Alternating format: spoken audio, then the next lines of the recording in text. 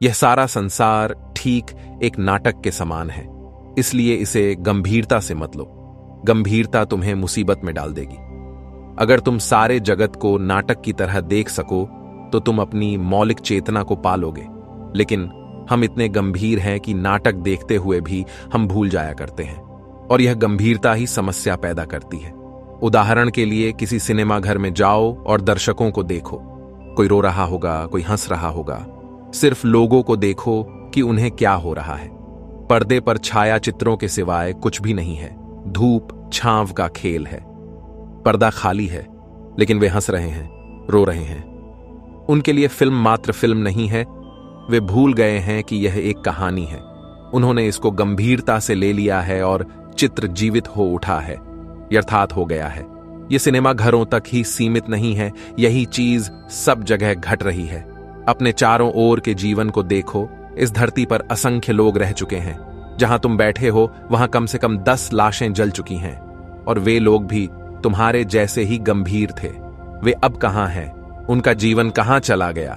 उनकी समस्याएं कहां गई? वे एक एक इंच जमीन के लिए लड़ते थे, वह जमीन पड़ी रह गई और वे लोग कहीं नहीं हैं। बात यह नहीं है कि उनके जीवन में समस्याएं नहीं थीं, वे थीं, जैसे तुम्हारी समस्याएं हैं, लेकिन कहां गई वह समस्याएं? और अगर किसी दिन पूरी मनुष्यता खो जाए तो भी धरती रहेगी, वृक्ष रहेंगे, नदियां रहेगी, और सूरज इसी तरह से उगेगा, और पृथ्वी को मनुष्य की गैर मौजूदगी पर न कोई खेद होगा और न कोई आश्चर्य। जरा इस विस्तार पर अपनी निगाह को दौड़ाऊं। पीछे देखो, आगे देखो, सभी आयामों को देखो और देखो कि तुम क्या हो, तुम्हारा जीवन क्या है। सब कुछ एक बड़ा स्वप्न जैसा मालूम पड़ेगा, और हर चीज जिसे तुम इस क्षण इतनी गंभीरता से ले रहे हो, अगले क्षण ही व्यर्थ हो जाती है। तुम्हें उसकी याद भी नहीं रहती। अपने जीवन की कुछ गंभीर बातों को स्मरण करो।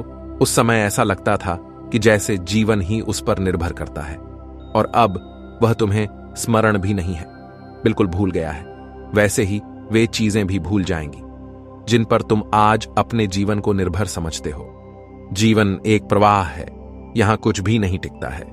जीवन भागती फिल्म की भांति है, जिसमें हर चीज दूसरी चीज में बदल रही है, लेकिन इस क्षण वह तुम्हें बहुत महत्वपूर्ण मालूम पड़ता है और तुम उद्विग्न हो जाते हो। महापुरुष जन इस जगत को परमात्मा की सृष्टि नहीं कहते, उसे लीला कहते हैं। यह लीला की धारणा बहुत सुंदर है। सृष्टि की धारणा गंभीर मालूम पड़ती है। ईश्वर की हमारी धारणा सृष्टा की नहीं, लीलाधर की है। वह गंभीर नहीं है, वह खेल खेल रहा है। नियम है, लेकिन वह खेल के नियम है। उनके संबंध में गंभीर होने की जरूरत नहीं है। कुछ पाप नहीं है, बल्कि भूल मात्र है।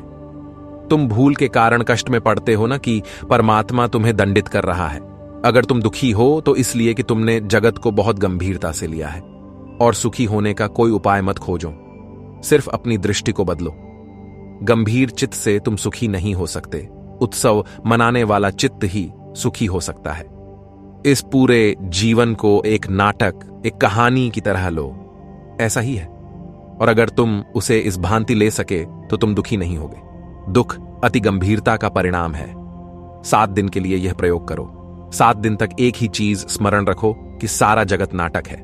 तब तुम वही नहीं रहोगे जो अभी हो। 7 दिन के प्रयोग के लिए सब कुछ नाटक समझो। इन 7 दिनों में तुम्हें तुम्हारे स्वभाव की, तुम्हारी आंतरिक पवित्रता की अनेक झलकें मिलेंगी, और इस झलक के मिलने के बाद तुम फिर वही नहीं रहोगे जो अभी हो। तब तुम सुखी रहोगे, और तुम सोच भी नहीं सकते कि यह सुख किस तरह का होगा, क्योंकि तुमने अब तक कोई असली सुख नहीं जाना। तुमने सिर्फ दुख की कम अधिक मात्राएं जानी हैं। कभी तुम ज्यादा दुखी थे और कभी कम। तुम नहीं जानते हो कि सुख क्या है। जब तुम्हारी जगत की धारणा ऐसी है कि तुम उसे बहुत गंभीरता से लेते हो, तो तुम नहीं जान सकते कि सुख क्या है। असली सुख भी तभी घटित होता है जब तुम्हारी यह धारणा दृढ़ होती है कि यह जगत केवल एक लीला है। इस विधि को प्रयोग में लाओ और हर चीज को एक उत्सव की तरह लो। हर चीज को उत्सव मनाने के भाव से करो। ऐसा समझो कि यह नाटक है, कोई असली चीज नहीं है। अगर अपने संबंधों को खेल बना लो, बेशक खेल के नियम है, विवाह भी एक नियम है और खेल के लिए नियम जरूरी है, लेकिन उन्हें गंभीरता से मत लो। फिर देखो कि कैसे तत्काल तुम्हारे जीवन का स्वरूप बदल जाता है। आज जब अपने घर जाओ तो अपनी पत्नी या पति या बच्चों के साथ ऐसे व्यवहार करो जैसे कि तुम किसी नाटक में भूमिका निभा रहे हो और फिर उसका सौंदर्य देखो। अगर तुम भूमिका निभा रहे हो तो तुम उसमें कुशल होने की कोशिश करोगे, लेकिन उद्विग्न नहीं होगे क्योंकि उसकी कोई जरूरत नहीं है।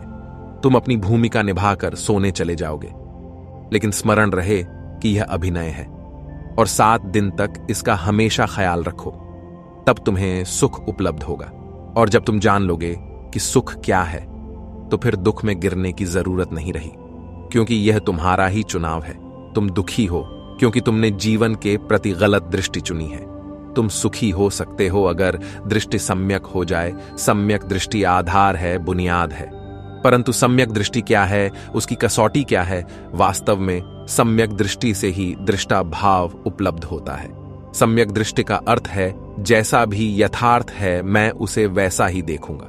मैं अपने सपने, अपनी कामनाएं, अपनी अपेक्षाएं, आकांक्षाएं उस पर आरोपित नहीं करूंगा। जो दृष्टि सुखी करे वह सम्यक दृष्टि है, और जो दृष्टि तुम्हें दुखी, पीड़ित बनाए वह असम्यक दृष्टि है। कुछ लोग हैं दुनिया में नकारात्मक सोच वाले, जिन्हें सब जगह सभी कामों में नकारात्मक ही दिखता है। वो हमेशा गलत ही गलत देखते हैं। इसके ठीक विपरीत है सकारात्मक सोच वाले, सभी चीजों में अच्छा ही अच्छा देखते हैं। इन्हें सब अच्छा ही अच्छा देखने की आदत होती है। इन्हें सब जगह फूल ही फूल दिखाई देते हैं। कांटे देखने वाले व्यक्ति के कांटे भी काल्पनिक हैं और फूल देखने वाले व्यक्ति के फूल भी काल्पनिक हैं। इन दोनों ने चुनाव कर लिया है अपने अपने ढंग से देखने का। इन्होंने कुछ खास रंग के चश्मे पहन लिए हैं दुनिया को देखने के लिए।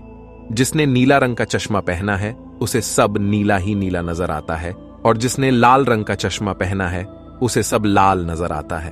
परंतु दुनिया न तो नीली है और न ही लाल। निशब्द होकर, सिद्धांत मुक्त होकर, मान्यताओं से मुक्त होकर जब हम सत्य की खोज करते हैं तभी सम्यक दृष्टि उपलब्ध होती है। अध्यात्म की सबसे बड़ी दृष्टि है सम्यक दृष्टि। जिस व्यक्ति को सम्यक दृष्टि मिल गई, जल्द ही वो दृष्टा भाव में पहुंच जाएगा और फिर सभी दुखों से मुक्त हो जाएगा।